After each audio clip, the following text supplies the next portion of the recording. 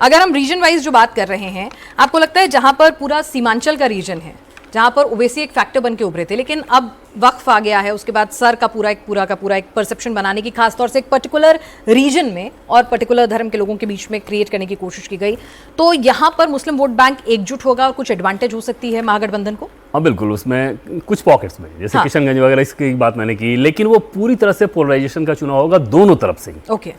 चाहे पूर्णिया की बात कर लें, अररिया की बात कर लें, कटिहार की सीटों की बात कर लें, तो ये सब पोलराइजेशन का, किशनगंज में जो पोलराइजेशन होता है वो सीधे सीधे महागठबंधन के पक्ष में एक तरफा रहेगा, क्योंकि कई सीटें ऐसी हैं जहां लगभग 65-70% तक मुस्लिम वोटर्स हैं, समझ सकते हैं कि रिजल्ट क्या होगा। लेकिन बाकी जगह पे हैं, जैसे कटिहार की कई सीटें हैं, पूर्णिया की कई सीटें हैं, अररिया की कई सीटें, वहाँ पे पोलराइजेशन जब होता है तो दोनों तरफ से होता है, इसलिए उस पॉकेट में बीजेपी पोलराइजेशन वाली पॉलिटिक्स पे जाएगी और वहाँ पर उसी के सहारे उनको जीत की उम्मीद रहेगी। अगर वहाँ पे उस एरिया में पोलराइजेशन ना हो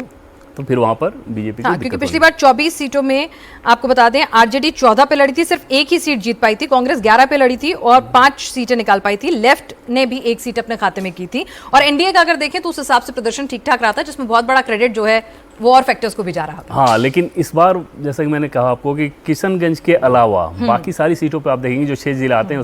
उसमें सिर्फ पोलराइजेशन के सहारे वहाँ पे बैंक करना होगा इंडिया को, और बीजेपी इस बात को समझती है। जेडीयू थोड़ा जेडीयू को थोड़ा साइलेंटली देखना होता है, क्योंकि अब इतने के बाद जेडीयू पहले ये ज़रूर उम्मीद करती थी कि हाँ उसे खासतौर पर मुसलमानों में पसमानदा वोट उसे मिल जाता है,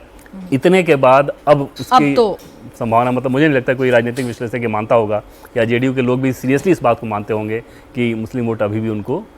देते हैं। खास तौर पे नरेंद्र मोदी और नीतीश कुमार की जैसी केमिस्ट्री दिख रही है, जो इक्वेशन दिख रहा है, पहले भी वो साथ थे लेकिन साथ होने के बावजूद एक मैसेज वो देते रहे थे कि हाँ बहुत सारे इशूज़ पे डिफरेंसेज हैं, अब तो एकदम से लगता है कि हाँ सेम पेज पर ही हैं, कई बार कैसी तस्वीरें दिख गई, तो वहाँ के बाद मुझे नहीं लगता कि जेडीयू के लोग भी उसको लेकर बहुत ज़्यादा उम्मीद करेंगे। जेडीयू की असली जो ताकत है वो तो ये कि नीतीश कुमार जी के बाकी सारी चीज़ों को लेकर जो सवाल खड़े नीतीश कुमार जी का वो वोट बैंक है जिस तरफ भी बैठ जाते हैं उसमें कोई दो राय नहीं कि आज भी नीतीश कुमार बेहद पॉपुलर नेता हैं, और ईबीसी में अगर आप जाएं तो उनके एक तरह से आप कहें कि सबसे बड़े नेता में से हैं बिहार के नेताओं में। ऊपर आप चाहे जो कहें कि ऐसे भावभंगी में है, ये दिक्कत हो, ये हेल्थ के इश्यूज हो रहे हैं, लेकिन इन सारे इश्यूज के चलते उनका वोटर उनको खलनायक मानने लगे,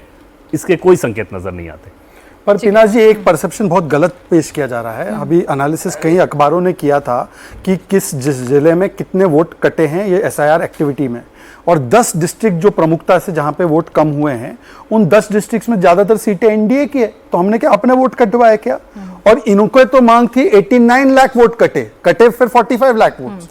47 लाख वोट, इनकी कांग्रेस की मांग थी 89 लाख वोट। और देखिए हमारा वोट बैंक बहुत स्पष्ट है, महिला सशक्तिकरण का वोट बैंक हमारा है, ईमानदारी का वोट बैंक हमारा है, सुशासन का वोट बैंक हमारा है, और ये दोनों, ये SIM सिम, हम सिम के जमाने में है, हम लालटेन के जमाने में नहीं, हम सिम के जमाने में है, और इसीलिए सुशासन, इंटेग्रिटी और महिला ये हमारे साथ है। और तहसीन पूनावाला बताए, अभी भी मैं उनको मौका दे रहा हूं, तेजस्वी जी को स्वीकार रहे हो क्या? जब वो तेजस्वी जी को नहीं स्वीकार रहा है चेहरा, तो फिर बिहार की जनता क्यों स्वीकारेगी बताओ आप? नहीं स्वीकारेगी। आप पूछो तहसीन को, पूरी डिबेट निकल जाएगी, नहीं बोलेंगे वो। ठीक है तहसीन, वहां पर नीतीश आज भी चेहरा है, तमाम सवाल उठाए गए, तमाम स्वास्थ्य को लेकर और उनके पर्सनालिटी, एंटी इनकम्बेंसी, तमाम चीजों को लेकर बीजेपी ज्यादा सीटों को जीतने के बावजूद भी उनको एक बिग ब्रदर की भूमिका में रखती रही, पूरा सम्मान देती रही, क्योंकि वो जानते हैं नीतीश का कद बिहार में क्या कुछ है, भले ही इच्छा कुछ भी हो। पर जब बात महागठबंधन की आती है तो वहां एक क्लैरिटी क्यों नहीं नजर आती है, और ये क्या क्लैरिटी नुकसान पहुंचाएगी ग्राउंड पर when it's a leader oriented election? ये आपका परसेप्शन हो सकता है कि ये लीडर ओरिएंटेड इलेक्शन है, मैं इस परसेप्शन का बिल्कुल मैं इसका रिस्पेक्ट करता हूँ। मुझे लगता है कि बिहार की आवाम पहली बार अपने फ्यूचर के लिए, अपने बेहतरी के लिए चुनाव करने जा रही है, पहली बात। दूसरी बात, मैं 2 या 3 चीज कहना चाहता हूँ। एक के जिस तरह से डबल इंजन की सरकार है, बिहार में विकास हुआ, जो नीति आयोग की रिपोर्ट है मल्टी डायमेंशनल पॉवर्टी इंडेक्स, आज भी बिहार सबसे लोएस्ट स्थान पे पर कैपिटा इनकम में, आज भी सबसे ज्यादा पलायन बिहार से बाहर होता है। 20 साल आदरणीय नीतीश जी मुख्यमंत्री रहे। ये आपका जो सवाल है सबसे पॉपुलर फेस है, मैं बिल्कुल मानता हूं कि नीतीश जी पॉपुलर है, लेकिन इस वक्त नीतीश जी की ये स्थिति नहीं है कि वो बिहार को ठीक से गवर्न कर सकते हैं, और जो उनकी पॉपुलैरिटी है वो कम हो रही है। मैं दोबारा से कह रहा हूं, नीतीश जी 30 सीटें नहीं क्रॉस करी। तीसरी चीज, सम्राट चौधरी, वो भी तो नवाबजादे ना, क्योंकि नवाब नेपो, बहुत आप नेपो नेपो कहते हैं। सम्राट चौधरी कौन सा मेहनती, जो नेपो के सम्राट चौधरी, उसके उसके उसके प्लीज उसकी जो